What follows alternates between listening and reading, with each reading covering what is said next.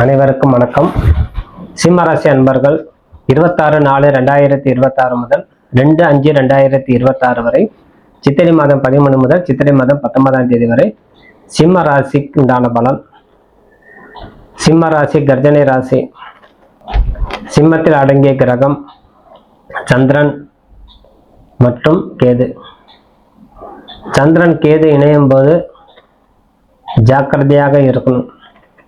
ஒரு 2 நாள் திங்கட்கிழமை வரைக்கும் நிதானமாக இருக்கணும். யாருடைய பேச்சுக்கும் போகக்கூடாது. அவமானங்கள் சந்திக்க வேண்டிய கட்டாயத்துக்கு தள்ளப்படுவீங்க. கேது மனக்காரகனை தடுத்து ஆட்கொள்வார். ரெண்டுமே சேர்ந்து இருக்கு. மனக்காரகன் சொல்லக்கூடிய சந்திரன். ஆகவே ஒரு வேலை செய்கிற இடத்துல இருந்தாலும் சரி, அவசரப்பட்டு யார்கிட்டாவது உரையாடினால் நம்மளுக்கு மட்டம் தட்டி பேசக்கூடிய தன்மை கொடுத்துரும். அவனா இப்படிதான் அப்படிங்கிறது ஒரு கெட்ட பேரை உருவாக்கிடும். ஒரு சொல்லுல நம்மளுக்கு எத்தனை நாள் கட்டி காத்த ஒரு பொறுப்பு மிக்க ஒரு பேர் ஒரே செகண்டில் மாறக்கூடிய தன்மை இந்த கேதும் சந்திரன் சேரும்போது கொடுத்துக்கணும். அதுல உங்களுக்கு 8ஆம் இடத்துல இருக்கக்கூடிய செவ்வாய் சனி, அஷ்டம சனி காலம். ஜாக்கிரதையாக இருக்கணும். இருப்பினும் உங்கள் ராசிநாதன் 9ஆம் இடத்துல புதனோட சேர்ந்து இருப்பது, 2க்கும் 11ஆம் அதிபதி சொல்லக்கூடிய புத பகவான் 9ஆம் இடத்துல இருக்கும்போது தனப்பிராத்தம் உண்டாகும். தொழில் நல்ல மேன்மை அடையக்கூடிய தன்மை கொடுக்கும். நீங்கள் செய்யக்கூடிய உத்தியோகத்துக்கு பேரும் புகழும் அந்தஸ்து கிடைக்கக்கூடிய தன்மை அனைத்தும் கொடுக்கும். மனதில் இருக்கக்கூடிய ஐயப்பாடு களையக்கூடிய தன்மை கொடுத்துக்கிட்டே இருக்குவார். இதெல்லாம் நம்மளுக்கு தேவையா, அது தேவையில்லையான்னு ஒதுக்கக்கூடிய தன்மையும் கொடுத்துரும். ஆகவே வியாழக்கிழமை உங்களுக்கு வியாழக்கிழமை வரை சந்திர பகவான் 2ஆம் இடத்துல செல்லும் போது சுக்கிரனால் உங்களுக்கு நல்ல ஒரு ஆதாயம் கிடைக்கும்.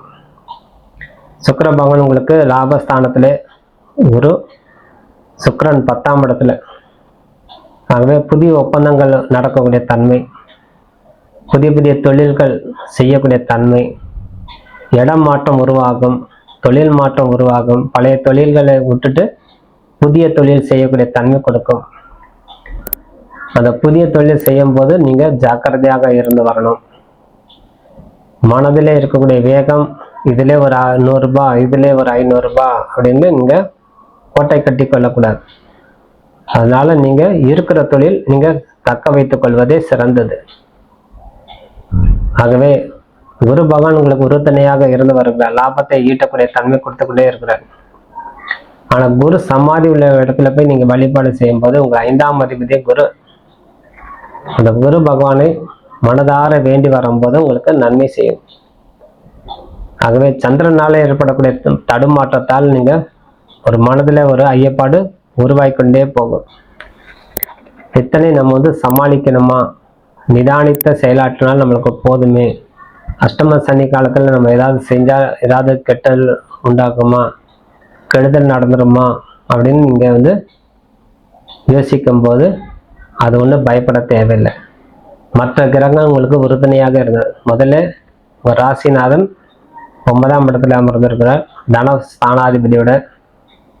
சுக்கிர பகவான் 10ஆம் இடத்துல தொழில் ஸ்தானத்தில், லாபஸ்தானத்தில் குரு அணிவகுத்து நிற்கிறாங்க. உங்களுக்கு என்னென்ன செய்யணுமோ அத்தனை செய்ய அவங்க தயாரா இருக்காங்க. அதனால நம்மளுக்கு என்ன தேவை, கல்யாணம் ஆகக்கூடிய வயசா இருந்தால் திருமணம் நடக்கும், பத்திர பாக்கியம் கிடைக்கும், வண்டி வாகனம் கிடைக்கும், வீடு கிடைக்கும். நீங்க படிப்புக்காண்டி புதிய படிப்பு படிக்கணும்னா அந்த படிப்புக்கு உண்டான தன்மை உங்களுக்கு கொடுக்கும். மேல் படிப்புக்காண்டி நம்ம விண்ணப்பம் செய்திருந்தா அதுக்கு உண்டான கால்ஷீட் உங்களுக்கு கிடைக்க ஆரம்பிச்சிடும். அதனால ஒரு நல்ல மதிப்பு உண்டாகும். ஏறமாட்டி சம்மந்தப்பட்ட படிப்பு எல்லாம் படிக்கலாமா, டாக்டர் படிக்கலாமா, ஐபிஎஸ் ஐஏஎஸ் படிக்கலாமான்னு கனவுக்கோட இருக்கக்கூடிய தன்மை, நிறைவேறக்கூடிய தன்மை உருவாகும். மேல் படிப்புக்கு உங்களுக்கு சாதகமான தன்மையாக உண்டு. ஆகவே சற்று நிதானித்து செயலாற்றி கொண்டு வரும்போது உங்களுக்கு கைமேல் பலம் கொடுத்து கொண்டே இருப்பார். எதுவுமே நான் சொல்லும் போது ஒன்றுன்னா சொல்லிட்டே இருக்கும். எல்லாம் நிதானம் அப்படின்னா மனவேகம் அதிகரிக்கும் போது அதில் நம்மளுக்கு தேவையானது ஒரு புத்திசாலித்தனம். அதான் நிதானம். யார்கிட்ட எப்படி பேசணும், அதுதான் குறிப்பறிந்து நடந்துதல் பேர். குறிப்பறிந்து செயலாற்றுதல், குறிப்பறிந்து பேசுதல். இதை கண்டறிந்தால் ஒரு கிட்ட பேசின பேச்சு அடுத்தவங்கிட்ட பேசக்கூடாது. அதே பேச்சு பேசுனா தவறாயிடும். அப்ப என்ன சொல்லுவாங்க, அவன்கிட்ட போனா எல்லார்கிட்ட ஒரே மாதிரி தான் பேசுவாரு, அவன்கிட்ட இருக்கக்கூடிய பேச்சு ஒண்ணுதான், அந்த பேச்சு நம்ம வாங்கக்கூடாது. அதான் குறிப்பறிந்து செயலாற்றணும், நேரத்துக்கு வந்தபடி நடந்துக்கணும்னு சொல்றது இந்த சிம்மராசிக்காரர். குழந்தைத்தனமான எண்ணம் உடையவர்கள் நீங்க. தான தர்மம் செய்து வெற்றி பெறக்கூடிய தன்மை உடையவர்கள் நீங்க. பித்தர் சாபம் இருந்தால் நிவர்த்தி செய்து கொள்ளக்கூடிய தன்மை இருக்கணும். ஜாதகத்துல ஏதேனும் தோஷம் இருக்கா அதை நிவர்த்தி செய்து கொள்ளும்போது உங்களுக்கு கைமேல் பலம் கொடுக்கும் சொல்லி விடைபெறுகிறேன். நன்றி, வணக்கம்.